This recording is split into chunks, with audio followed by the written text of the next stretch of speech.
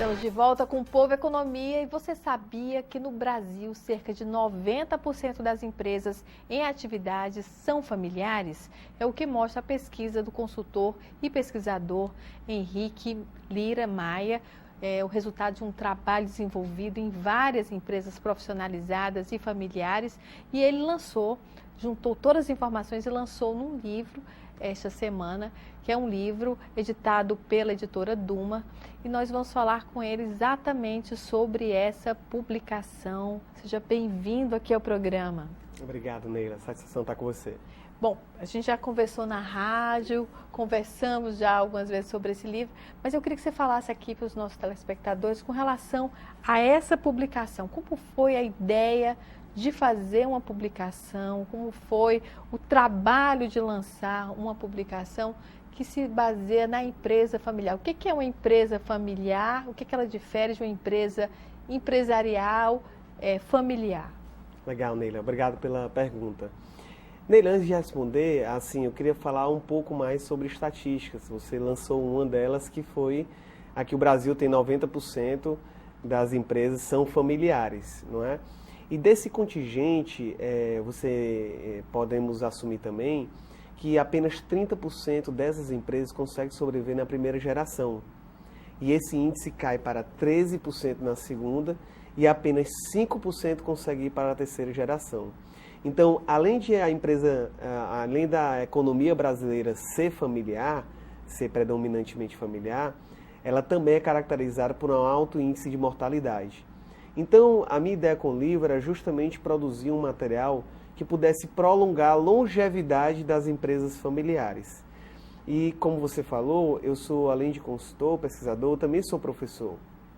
E ao longo da carreira, todo professor tem o desejo de publicar um livro, de publicar artigos. Então, nesse caso, eu decidi publicar um livro e, pela relevância do tema, empresa familiar, eu resolvi realmente fazer essa contribuição com um livro após várias pesquisas, várias entrevistas com empresários, enfim, um material bem robusto para apresentar para os leitores. Henrique, normalmente se diz empresa familiar é pouco profissionalizada. Empresa familiar muitas vezes não funciona como empresa, funciona mais como família. Por que essa dificuldade tão grande? E o que pode se fazer, para ajudar a mudar essa ideia, essa imagem? Legal. Neila, quase na totalidade das empresas familiares começam pequenas. Elas começam pequenas, então é o fundador que teve um sonho, ele criou, seja por necessidade, seja porque ele teve uma ideia, uma oportunidade que ele viu no mercado. Enfim, ele criou uma empresa. E essa empresa, ela nasceu pequena. Ela nasceu com poucos recursos e ele batalhando muito, com muito esforço, ele foi fazendo essa empresa crescer. E é muito natural que os fundadores de empresas, eles comecem ao longo do tempo a envolver membros familiares. Eles precisam de ajuda, eles querem que vamos dizer assim, o fardo fica pesado, então eles querem que os membros familiares entrem na empresa para ajudá-lo. E aí esse processo muitas vezes é feito de uma maneira não estruturada. E aí os problemas podem ocorrer advindos da falta de conhecimento de como fazer todo um processo estruturado para profissionalizar uma empresa familiar. Eu devo também acrescentar nele aqui o seguinte: antigamente, ainda hoje há um pouco disso, tá? Que é o quê? A empresa familiar era muito mal vista. Era vista como algo indesejado, um tipo de regimento societário indesejado. Não é? E aí o grande movimento de profissionalização foi tirar membros familiares que estão atuando no negócio, retirar da empresa. E hoje esse paradigma ele mudou um pouco. Por quê? As pesquisas mostram que empresas familiares profissionalizadas, elas produzem um resultado muito superior àquelas empresas não familiares. Tem crescimento, índices de crescimento maiores, maior lucratividade e longevidade. Então, se o problema não é o membro familiar em si, então o que se conclui, a conclusão que se chega é, na verdade, se você estruturar a sua empresa familiar, ela consegue ser muito melhor do que uma empresa não familiar. Então o problema não jaz nos membros familiares em si, mas na forma como você está administrando a sua empresa com os membros familiares inclusos. O caráter emocional da empresa familiar ajuda ou atrapalha? Olha só, Neila, ele ajuda e atrapalha ao mesmo tempo. O caráter emocional, onde é que ele ajuda? No comprometimento. quando todos estão arregaçando as mangas, trabalhando na empresa, querendo fazer acontecer, tentando produzir o melhor possível daquela empresa, trabalha aos sábados, aos feriados, aos domingos. Então a família ela tem um lado emocional que é aquele patrimônio que ela construiu. Então isso é muito bom para a empresa, né, e para a família. Existe também um lado ruim, que é quando aquele lado emocional ele começa a se transformar em conflito. E aí o conflito ele pode ser produtivo ou improdutivo. Mas o que a gente mais vê na prática é o conflito improdutivo, que é quando começa as desavenças familiares, as disputas familiares, as competições familiares, e a empresa ela vai ficando de lado. E aí a empresa perde competitividade, a família perde harmonia, e aí todos, na verdade, quando você considera na balança, todos perdem, Neila.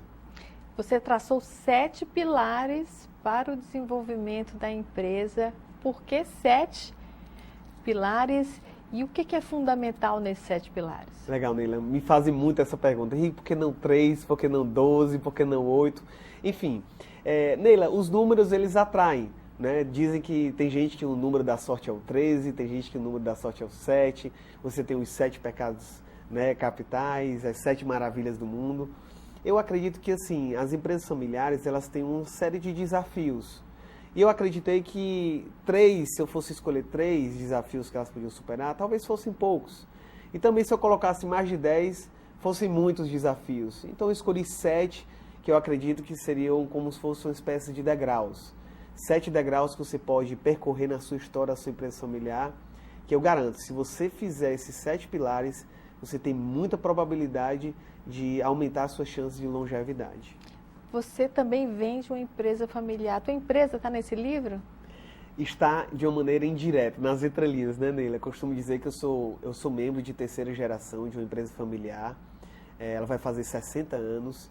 E muito do que eu vivi e do que eu faço nos meus processos também de consultoria, eu trago das experiências que eu vivi como membro familiar e ainda vivo como membro familiar. Então isso é interessante porque me dá uma visão única do processo. Porque eu sei exatamente o que eles vão passar, as dores que eles estão passando, o que eles estão pensando quando eles vão para casa, conversar com o esposo, com a esposa, como é que eles conversam com os primos, com os tios, né, com os avós, com os fundadores. Então todas essas agendas que ocorrem depois das mudanças ou durante as mudanças, eu sei mais ou menos o que é que vai pegar. Isso facilita muito o processo de condução. Henrique, como fazer para não errar na escolha de um membro familiar para ser diretor ou simplesmente para ter apenas a função de sócio? Legal, Neila. Olha, no livro, eu vou puxar isso um pouco para o livro, tá? No livro eu coloco 3 regras para a contratação de membros familiares. Eu vou dar apenas uma para deixar o gostinho de quero mais dos leitores, dos nossos ouvintes, né? A primeira regra que eu coloco é o da demissão. Qual é essa regra, Neila? Você não pode contratar um membro familiar se você não tiver coragem de demiti-lo. Então essa é a primeira, vamos dizer assim, lei, a primeira regra que você tem que levar em consideração. Para você colocar um membro familiar numa posição, Neila, basta uma reunião, basta uma conversa, ou em casa essa conversa, ou num churrasco, num momento familiar, ou na própria empresa.